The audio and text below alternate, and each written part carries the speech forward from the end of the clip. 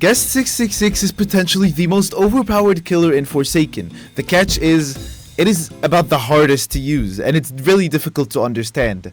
Which is why, by the end of this video, you'll be able to win every single match as Guest 666. Well, if you follow the tips, obviously. Alright, the most important thing you should know about Guest 666. You have a blood bar. The max it goes up to is 150, and every time you attack any survivor, you get 10 of it. Now, what do you do with this blood bar? You can use abilities such as Blood Rush when it's at 150, or you can bite and use up 10 of it. Let's go over the attacks first and the best ways to use them to make sure you land every hit and deal the most amount of damage. First thing you must understand is that this is your M1. It only does 20 damage, which doesn't seem like a lot, but there's actually a twist. The first twist is that you can hit multiple survivors. So if there are two survivors next to each other, you can literally just slash them all and hit every one of them. And here's another super important thing with the M1 that actually only applies to Guest 666. So if you've ever played Forsaken, you know it's a horrible idea to hit one survivor and then go for another survivor and just spread your damage out on everyone. But for Guest 666, that's actually how you should be playing it. The second twist is that you can actually add a bite to it, which deals an extra 10 damage, but the catch is it takes 10 of your blood bar. The best thing about this bite attack is that yes, it takes 10 of your blood, but it gives you back 15 if you manage to land the bite. And if you use it properly, this is like the easiest thing to land. It lunges you forward.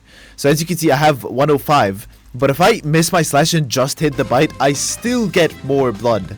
So it is very much worth it to use the bite. The only time you should only be slashing is if the person is really good and they're like juking the heck out of you. Otherwise, always use the bite. It will...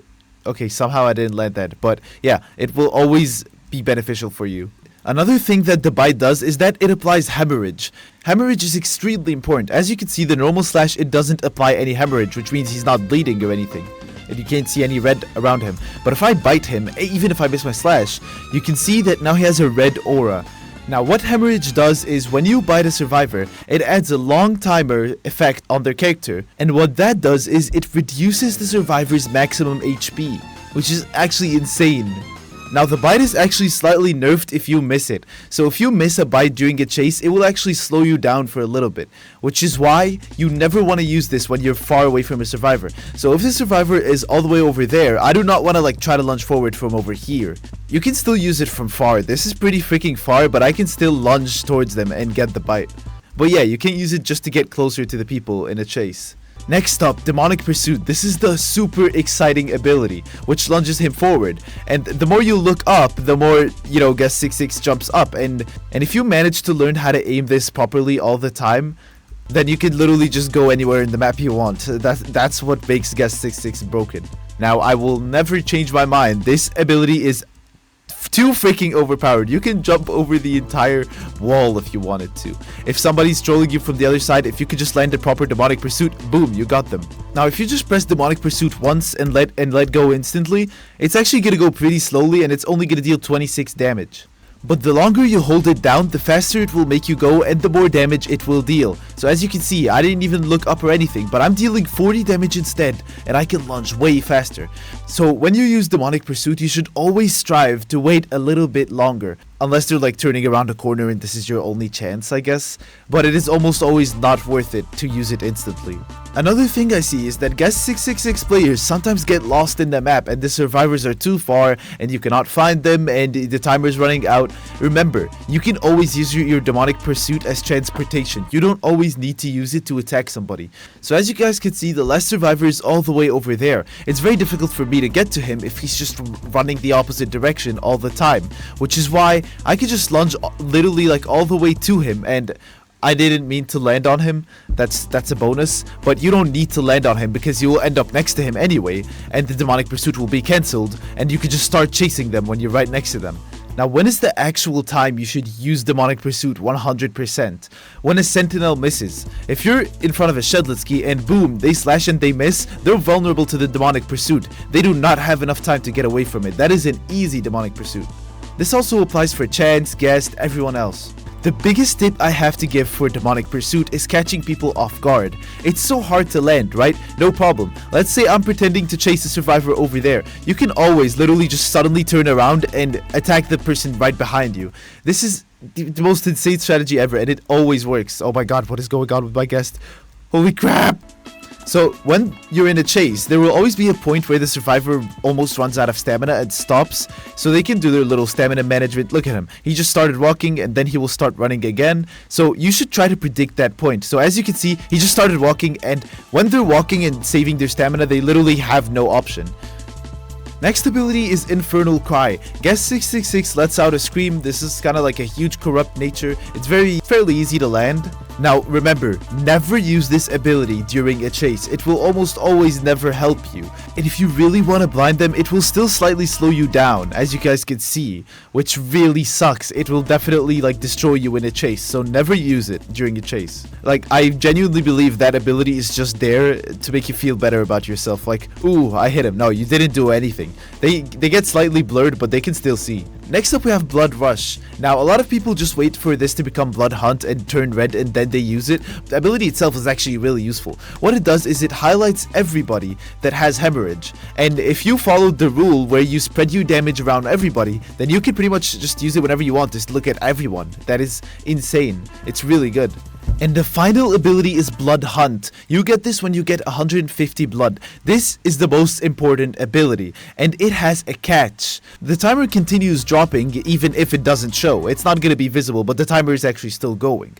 But if you're in a Blood Hunt and the timer goes down to 0, the round still does not end. It will just stay at 0 until your Blood Hunt is over, and then the round ends. So always save this for the end of the match. If you're ever stuck and you think you're about to lose, always use Blood Hunt because it will always give you an extra few seconds. Now let's activate our Blood Hunt. What this does is amplify all of your abilities. As you can see, my Demonic Pursuit held to the end will deal so much damage because it all stacks. 76. You should especially hold your Demonic Pursuit in a Blood Hunt. And now the Infernal Cry actually deals 10 damage and gives you speed and strength. So this is like... just use everything, basically. It's insane. But always start with your Infernal Cry in a Blood Hunt because it will give you the buff, and then you can start slashing. Now, during a slash, the timer actually goes down half as fast, but if you leave the chase, as you can see, the timer goes down really fast. So always make sure you're in the middle of a chase during a Blood Hunt, even if you like cannot even catch up to them. Before I apply all these tips in a random round, the biggest tip I have to master Guest 666 truly is to learn how to aim his Demonic Pursuit always. First, by making sure they don't anticipate it. You can always go like this and then turn suddenly. And always make sure you hold it so that you get that extra damage if you have the chance. And the rest is basically up to aim. If you do not want to master Demonic Pursuit, then Guest 666 is not for you, because then it just becomes like a normal killer. Demonic Pursuit is literally like almost the only thing that makes the killer so overpowered. Alright, let's do this. I'm going to be using Photoshop Guest 666, which is its most expensive skin. Wow, it looks so high quality, holy crap. Okay, anyway, let's see if we can get a little lucky Demonic Pursuit, and we did, let's go. Alright, definitely going for that Veronica first. Alright, little buddy. Veronica thinks she's being smart, but I just landed the bite as well. Let's go. Ooh, that's not gonna work, buddy. Boom! Let's go. That's so good. So much value. Come here. Ooh! I killed that chance in a second. We can begin with an Infernal Cry to track that person. And he's gonna be a little bit blinded. And you're screwed, buddy. You're so screwed. You gotta catch him off guard. Always charge it if they're not suspecting it. Boom. Let's go around back here. Ooh, I missed the bite. That is not good. Bite is actually sometimes more important than the slash itself. Ooh. Nice one, buddy. I'm gonna wait until he runs out of stamina, because he's gonna keep running, right? Okay, or he's just gonna almost die. Yep, and he should be out of stamina. He's not gonna be able to turn. Let's go. Dead. Alright, chance and Guest. I don't know how I feel about you, Guest. I do love this map so much. Like, it's so much easier to play Guest here. Okay, buddy. Let's sort of try to just do a little slash. And he's likely gonna... Okay, I don't know what he's gonna do, but I can just bite there. Block. Nice one, dude. Boom! Bite. It's so important. And... Oh! I missed! That's insane. Okay. I do not need any blood, so I'm not gonna use Infernal Cry before the chase. Did he just run for that? Buddy, you're not gonna use that medkit. Okay, you're dead. Bite. The bite is so good to land. It lunges you forward and you're not going to get slowed down. If you land it, and I missed, but he dodged it with a charge, so yeah, he's not gonna... Okay, I cannot believe I just got punched by him. Yes, that bite. It's so good. It's literally like insane. And he blocked. Okay, you're dead. LMS, let's go. Alright, so he drank a cola. So I'm gonna try to wait for it to expire a little bit. Chill out, buddy. Chill out. Alright. Oh. I'm pretty sure I have tons of blood left, so I can just keep trying to bite him.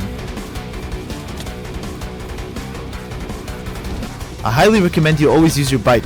Look at this. So much extra damage. And we can go up and he... What? He goes down. That's insane. Yo, we might lose this. I don't even know where he is. Oh, he's over there. Okay, well, GG. That was a good rant though. I just needed to lock in. And obviously, I have not even fully mastered Guest myself. If you master the aim and everything, you can get so good at Guest 666. So, if you enjoyed, subscribe.